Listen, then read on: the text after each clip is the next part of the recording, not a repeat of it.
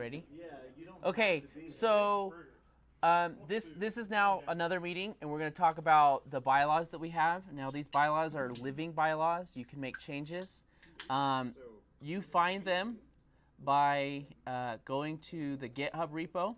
And this we're recording this. This video will be posted on YouTube, so everyone can review it later. But it's GitHub. Why the releases of the bylaws don't seem to have just a straight MD file, so I can read it directly on GitHub. I'll show you. Well, because in the releases section, you can't like just view an MD file. You click it and then it downloads it, and now you have a text document on your computer. So whatever. So they're found at github.com/801labs/bylaws. I'm doing it this way because then we can look at the commit history and you can view how the bylaws change. So let me show you that real quick. Yeah, I have spelling mistakes. Like I spelled Lance's name wrong. It's pretty cool to browse GitHub with emails. So. And then you do it. So. Because then it doesn't download it, just shows it. Well, no, and then you turn on Okay, lockdown. if you guys would be quiet, I'm trying to explain this. So what we'll do is each commit, what I'll do is I'll put the vote and how it goes, the date that we've done it, and then you can also look at tags, and you can see each tag that we've version tagged. So you can just click that tag, it'll bring you right to that version that we had, and then it should be pretty good. Or I'll also put those in releases, and it'll just have the PDF. Now I do it this way because this is what ends up getting signed. And so when we sign it, I'll put the signed version. I'm not sure if I'm going to put the signed version on here. Releases, PDF, signed version. Okay, it's just I don't know if my signature on the internet. Yeah. Use DocuSign. I was like, It doesn't you have your. look like your signature. I was like, you have All your of the signature. board Your will be signature's signing already on the Yeah, I guess. documentation Just for sign it or 501c and that. But you have the PDF. This is the actual document that we sign. CPG sign stuff. Okay. That'd be a cool way of signing our bylaws. Put it on the blockchain. So that's there. That's the gist of it.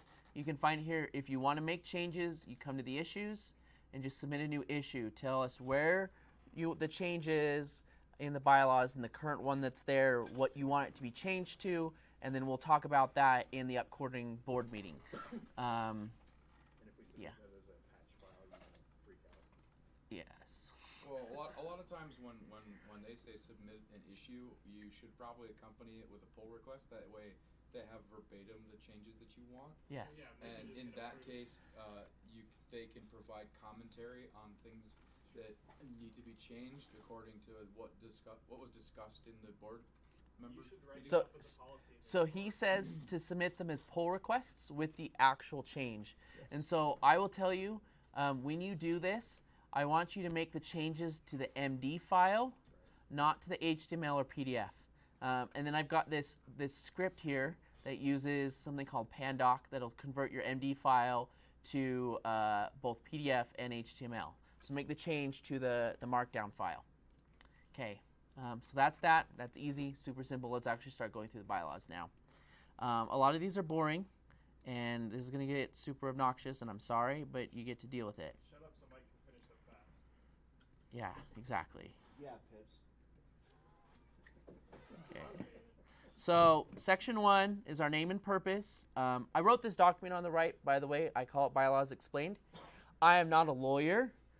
I know nothing about legal stuff, and so anything that I say from now on is not advice, legal advice in any way, and I'm probably wrong. You sound like a lawyer. Yes. I'm not a lawyer. I am not your lawyer. Yes. Not a lawyer, not yours. So this document was not written by a lawyer, and it is probably wrong too. So don't take it as such. Since these are legal documents, though, they're important. Call you law ninja. Yes, I'm not law ninja. If you have questions, contact your lawyer about this. Okay, first section. It basically defines our name and says our purpose. It's not really important. The second, it's not. The second one is our purpose. No, I already talked about this. Our name, that we're a nonprofit in the state of Utah, and then what this is our purpose, that we will follow the 501c3 laws. Okay. We have this Article 2, which is called offices, It basically defines where our office is. So currently, our principal office is in the state, shall be located in the county of Salt Lake. Now, if we decide we need to move or anything, we need to amend the bylaws to reflect that. This says that we have other offices that we can have within or outside of the state of Utah, but the primary one is in Salt Lake County. I don't think we'll go outside of Salt Lake County, but maybe you'll come to Weber County. What's our mailing address again? We can ask about that later. Okay, Article 3 is membership. This is where stuff gets good. We have 2 sections of membership. We have members of the organization, which is most of us, and we have board of the directors, which currently we have 3. Anyone who wants to be a member of the organization basically has to pay their dues. That's all you have to do. You pay your dues, and now you're a member, and those dues are set by the board. We have not defined them in our bylaws. Okay, members of the organization have the ability to vote on items. Okay, and we'll talk about that later. But the gist of it is the board has the opportunity to push items to the general membership for a vote. So the board says, we don't want to make this decision, this is too big for us or whatever, we push it to a vote, and then you guys, as members, have legal rights to vote in these things. So, let's see, with that, a simple majority wins. So that's if you're, simple majority. It's pretty easy. This is what I wrote. From time to time, for purpose of unity, we can push those items to them. To do that, we have to have a meeting scheduled with a minimum notice of 12 days of advance if the meeting is in person. Or if we're doing it by written instrument, that means mail or email probably, you have to have 7 days notice. Okay, so we have to provide that to you. If you need to terminate your membership in any way, you can be terminated by writing a written resignation and submitting it to the secretary. You're like, I'm done. I don't want to do it. Is that the cash ninja? Yes, that's me right now. You can also stop paying your dues, and then you're automatically terminated. Your membership can also be revoked by unanimous vote of the board of directors. So we can kick you out if we don't like you. Yeah. I guess I'll just pack my things. So this has actually been changed. It looks like I changed it. So that vote has been switched to be a 2/3 majority of the board. So that was changed. We also have a requirement for board members to continue being board members. The board members have to physically attend at least one corporate activity per quarter, or they're terminated as a board member. That means if we have a board member that doesn't come to one of our functions once every 3 or 4 months, they get kicked off. Now, there are exemptions that can be made, up to 2, based on illness or whatever, and that has to be approved by the remaining board of directors. For purposes of that, would like our Thursday night meetings count as a corporate activity, or is it just specifically things such as members meetings? So I am not a lawyer, and I don't know the exact definition of that and what would hold up in court. Personally, I believe that the Thursday meeting activities that we have are a corporate activity. But I don't know if a lawyer would consider that you have to come to somewhere where you vote. I doubt that will ever come to legal action. Right. I was just curious. I doubt that will ever come to legal action. That's what I get Repeat for the following question, too. directions. All right, sorry, what was the question again? Oh, it's the corporate activity. Like Cash Ninja said, I don't know what constitutes a corporate activity. I assume attending the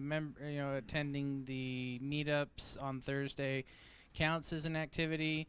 I mean, if a board member's not attending member meetings or board meetings, then we have to have a discussion about it anyway, right? If they're just showing up to the other thing, then we might have a problem. So maybe at that point we amend the articles, but I doubt we're going to have a problem with it. Right. It's there, but yeah. Okay. Section 5, and if you guys have questions about these, go ahead. We can answer questions too. Reinstatement of membership. This is really easy. If you have written a letter to the secretary and said, I don't want to be a member anymore, to do so, you have to write another letter and do so in writing, at which the board will approve that. Now, the other thing that you can do, if you were terminated because you stopped paying your dues, your membership will automatically be reinstated once you start paying again. Also, if the board said you are no longer allowed to be a member, then for that to come back, you also have to write a letter, and then the board has to approve it. So basically, if you leave for any reason other than stopping paying dues, the board has to approve your return, which I don't think we've had anybody that we've kicked out and allowed back in. Like, if you're out, you're pretty much not coming back, other than paying your dues. Does that include if you write a written letter of resignation, you have to get approval? Yes, if you write a written letter of resignation, you have to have approval by the board. The easiest way, if you want to stop being members, is just stop paying, and then you're done. And then if you want to be a member again, then you just start paying. It's like super simple. But if you're angry enough to write a letter, you have to be angry enough to write another one to come back. Yeah. Okay. Transfer membership. There's no transferring membership. Okay. Article 4, Board of Directors. So this talks about the board and how we do our fun stuff. It's really actually not that fun. The business of the organization is managed by the board. The number of directors is set by the board itself, but can never be less than 3. So currently we have 3 members. This is important. Each director shall hold office for 2 years unless removed by something that we'll talk about in the next article. There are ways that they can get removed. Each director can serve up to 2 consecutive terms and can be reelected to the board after 1 year hiatus. So that means that we'll take me for example. If the end of this year comes, I'm still a board member, and then the end of next year comes, then it's a 2-year term. Okay, and so that's my first term. And then if I do it again, so for 4 years, then whether you guys want me or not, I'm no longer a board member and have to take a 1-year break. So that means the next election I can come and be a board member again. Yes, counts for everybody. Now, there is an exemption made for directors by an 80% vote of the general membership. So, so if everybody really wants you to stay, we can all choose to have you stay anyways. So does that mean that, like, Nemus is not getting out of it. if 80% says Nemus stays, then every 2 years 80% has to say Nemus stays again? Yeah. That'll happen. Do we just chain him to the radiator? Yeah. Don't worry, he's already changed. Okay. So at the end of the question for at the end of 2 terms, let's say that so Nemus Hang on. Take it off. I'm just curious, at the end of 2 terms, if Nemus has to step down, could he be elected the cash ninja for a term and then come back to being president? No, because it's a board membership, not a position. Right. So it's membership is a board, not a position on the board. Okay. So the treasurer and president and a normal director is a position, not being on the board itself. And so, I mean, that's a 4-year term. People need breaks. Yeah. And so that's what that's there for. If we, as a board, don't like that, the board has the ability to change these rules later down the road too. So if it comes to it and we're like, this is annoying, we're sick of voting every year, we'll just change it, we can change it. But we'll get to how that changed and can get changed. All right. Regular meeting. So a regular annual meeting, it's required to have at least one scheduled one, shall be held in January of each year, the day of which shall be called by the president or designated chairman. I'll explain what chairman is later. The board of directors may provide a time and a place for holding these as described later down in this notice section. So every January we have a required meeting. This is also the same meeting where when we elect a new person that year, the new board members, they get their first meeting. So that'll have to happen. Special meetings can be called by the board at the request of the president or any 2 directors. So currently there are 3. So Nemus can call a meeting by himself, but if Nemus doesn't want a meeting, me and Marv can do it by ourselves, or Marv and Nemus. But since Nemus is doing it, the president, then he can just do it himself. The persons authorized to call these meetings shall fix the place for doing this as well. So when you call a meeting, you also set where. For these meetings, this notice has to be given at least 2 weeks prior. It has to be delivered personally, mailed, or by email. We can waive that notice. So if we want to have an immediate meeting, that can be waived. That notice is waived by attending the meeting. So if you're at the meeting, you're automatically saying, I got the message, I'm here, you know. Unless you're there because you want to say, hey, this meeting wasn't lawfully convened.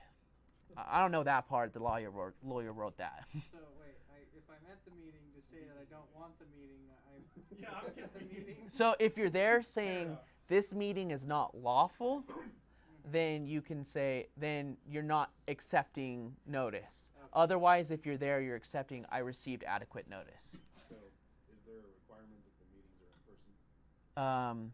No, we don't put that here. I don't believe. That makes a little bit more sense. But I can tell you what the state law says. And the state law in Utah says that you have to at least, it has to be live and you have to hear everybody. So everyone can speak and everyone can hear. So that would make more sense. It could be over. If you're going to join in on a Skype call that was put in that meeting. Right. You can say, yeah. So if you join a, Stupid, I'm out. yeah, so if you join a Skype call or you join a whatever. Yeah. Okay. All right, Section 6, a quorum. So a quorum is set by Section 2 of this. So that's size and terms. A quorum amount cannot be established in more than 50%. Like, this is weird stuff. Like, we can't have members who are family members or, yeah, have business partnerships, things like that. So you have to have a certain number of people there to have it be legal. I don't know about that. The lawyer wrote that too. Okay. No requirement on evenness and oddness? There's no requirement on even or oddness. Yeah. Not that I've read in this. Okay. Manner of acting. So when it says acting, I'm not a lawyer, but it means making decisions. So the unanimous act of a director present so basically if we have less than 5 board members, the decisions have to be unanimous. If we have 5 or more, it's a simple majority, which means 3 out of 5. So if you've got 4 members, all 4 have to agree, but then if you get a 5th one, then only 3 have to agree. Yes, yeah. So exactly. So if you have 4, everybody has to be unanimous. If you have 5, only 3 have to do it. Yeah. Like we can't agree on anything. We need one more board member so that person doesn't matter anymore. So the plan is right now we have 3, and we want to up it to 5, you know, within a year for sure. So I wanted it to be unanimous right now, so it doesn't seem like. It makes sense because if you're small enough and you want to add members, they can't be. Yeah. And then once. No, we need more people. Yeah. And then once you get 5, like, that's a lot of people to all be on the same page. So yeah. Okay. Action without a meeting. So this is without. This is out with. We can take and make decisions without having to meet together. Okay.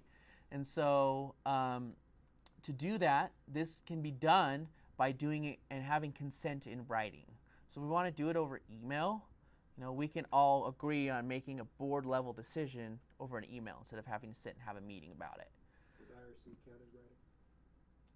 I don't know. I'm not a lawyer. Okay. I mean, they have to get it signed at some point, though. So there's that. Yeah, and so that also then has to be signed by everybody. So, yeah. So like if we want to do something and somebody's in a different country or something and can't come or can't like make a phone call or who knows what, then that's like we'll never do that, but it's there. Then we need one of those presidential signing pens. It's, you know, the remote lock. Okay. Section 9 is vacancies. So there can be vacancies in the board, and that talks about it later about removal and stuff. But what happens is a board member can basically say, I'm done, I'm out, this sucks, or they could die, or any kind of reasons. If there's a missing member of the board, what happens is the rest of the remaining directors fill and elect that position. And so, say Marv dies. Sorry, Marv, you're not here. If Marv dies, me and Emus just pick someone. Well, let's say Marv fakes his death to get away from Ted. Okay, Marv fakes his death. He doesn't like his son. Then the remaining board members pick someone and they stay until that term is up. Once the term is up, because it's a 2-year term, then we vote in a new person. So, yeah. Okay. Compensation, we can't get money. Great. Presumption of assent. Let's see. Basically, if you're a board member and you say nothing, we're going to assume you say yes. Do all board questions have to be phrased as a yes or no question? When you're doing a manner of acting like a vote, like let's take this for a vote, yay or nay. Like if you say nothing, then you're yay. Yeah, that's what it says here. Okay, Article 5, officers. So this is the second type of, this is a position, not a type of membership, because we only had 2, board member and general membership. The officers will have 3 specific positions. We'll have a president, a secretary, and a treasurer. So the other officers can be elected or appointed by the board of directors, so we can choose other people, and we can leave them unfilled or basically do whatever we want. And any 2 or more offices can be held by the same person, like except for president and secretary. So right now, I'm holding the office of secretary and treasurer, as well as being a board member.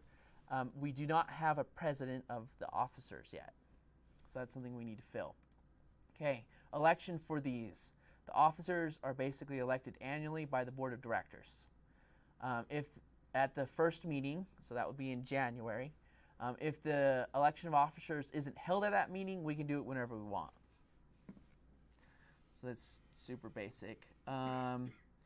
We can have a chairman, which will be someone that, if we do Robert's Rules of Orders and stuff, like they'll actually work as a chairman role and do their kind of thing. It's complicated. I don't know if we'll ever do that. That's just a lot of work. Yeah. Okay. Section 3. This is removal. This is for both officer, I don't know what agent is, or director. Okay. So we can remove people by unanimous vote of the remaining board of directors. If it's a board, if it's an officer, then obviously unanimous of them. As long as the best interests of the corporations are served. Yada yada yada, legal stuff. Appointments are terminable at will, so like your work, your at will employment, your at will officer role. If you get pissed that we kick you off, then too bad for you. Vacancies, if any vacancy because of death, resignation, or removal, or disqualification, the board can fill it up for the rest of the term. The terms on these ones can be unlimited, like forever. Like there's no limits on the terms for these ones.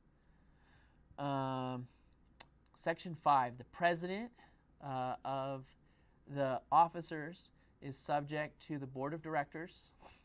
So they do whatever the board tells them to. They supervise all the business and the affairs. The president presides at the meetings of the board of directors. This is an interesting thing. So we elect a non-board member to preside at these meetings of the board itself. And that was, cause I thought that was dumb, and I talked to the 501c3 people, and we had to have that in there. So it's just like, yeah, that needs to be there. The president, as long as the secretary or any other proper officer, can sign deeds and mortgages and contracts and all kinds of stuff, as long as it's been delegated to them by the board of directors or these bylaws. So me, Nemus, and Marv don't have to be the ones to sign contracts and leases and stuff. The officers have that ability too. As long as the board's okay with it. Like if they do something the board doesn't like, then Board approval. yeah, and they need to be approved. Okay, the secretary keeps the minutes of the meeting of the board of directors.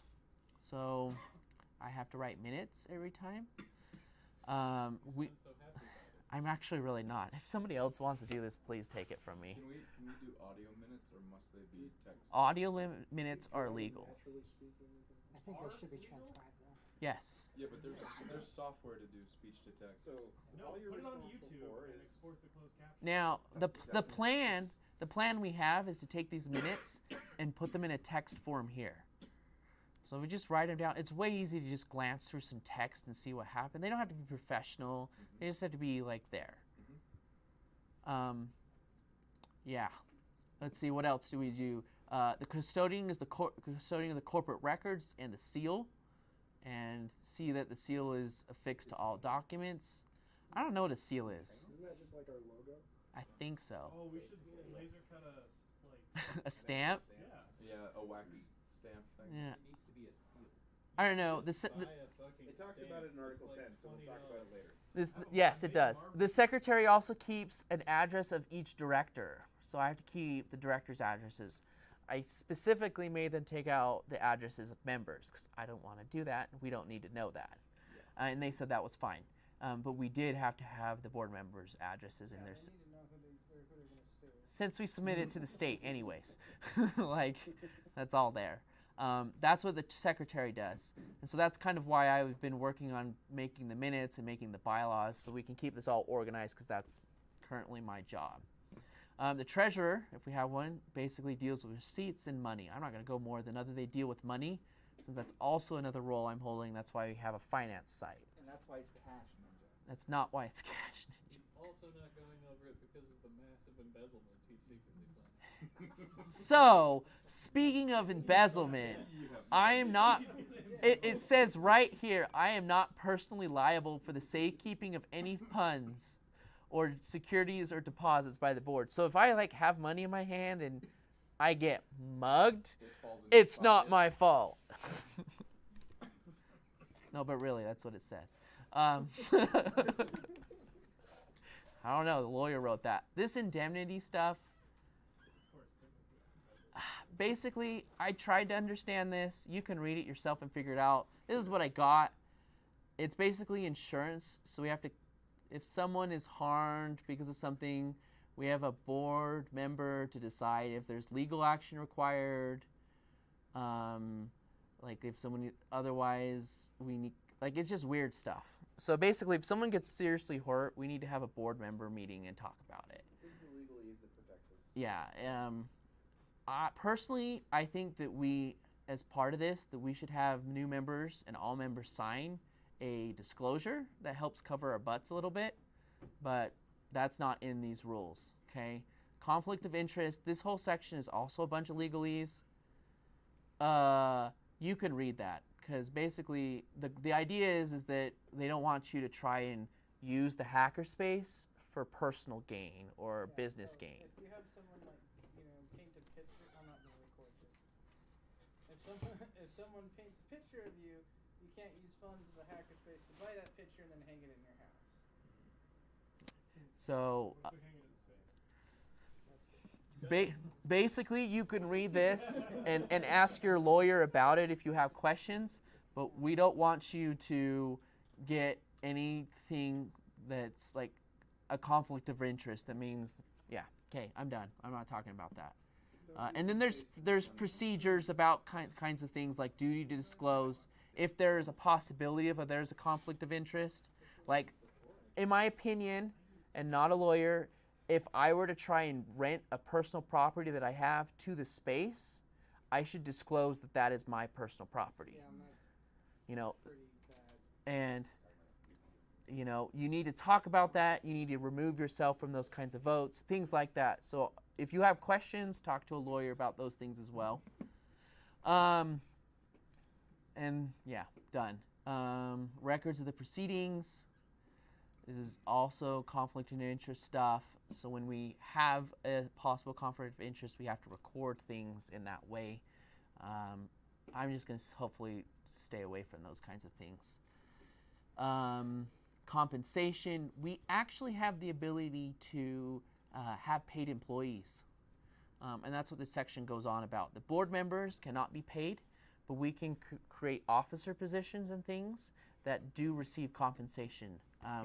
That is currently not in our plan, but it is something that we have the ability to do.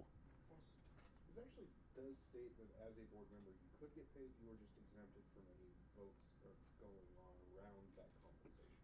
Yes. So yes. You get to change how you get So paid. wait, then how write does yourself a a board check. member establish that a board member can be paid in the first We would place? need to have a much larger board. Okay. And you could also push it off to unanimous vote by the general membership. Yeah. Okay. Anyway, annual statements. So we have the ability to do annual statements. So we have to say that we agree to these conflict of interests and that we'll do things like that. Periodic reviews, this is more compensation stuff. Use of outside agreement experts. We have the ability to have outside advisors, but we can still do whatever the heck we want. Contracts, loans. I'm just going to skip that stuff. Okay. Fiscal year, the beginning of the year starts on January. We have a corporate seal if we decide to provide one, which we have not done so right now. Waiver of notice. Not going to go over that. Amendments. This is the last bit. The bylaws can be altered by unanimous vote of the board of directors if less than 5, or a majority vote if more than 5. Okay, and so those are... 5 or more. That's different from what you said. Okay, so if there are less than 4, it has to be unanimous. Or less. If there's 5 or more, it has to be... Shut up. Okay, if there's 4 or less... This is the guy in charge of our money. He's our cash ninja. Do you want to be in charge of the money? These 'Cause- are words, not money. He's all right. Okay, basically, the same to change and add amendments and stuff is the same to act. Okay, does anyone have any questions? When are we doing Linux night? Does anyone have any questions about the bylaws? Because that is what this current meeting is about. No. No? All of Just so you know, we will be adding, because right now we don't have anything about voting, like members voting for directors. That is a little bit more complicated. We haven't quite decided how that will go down, but that is something that we will plan on changing eventually once we figure that out. But it is not here in this current state. Okay. All right. Thanks, guys.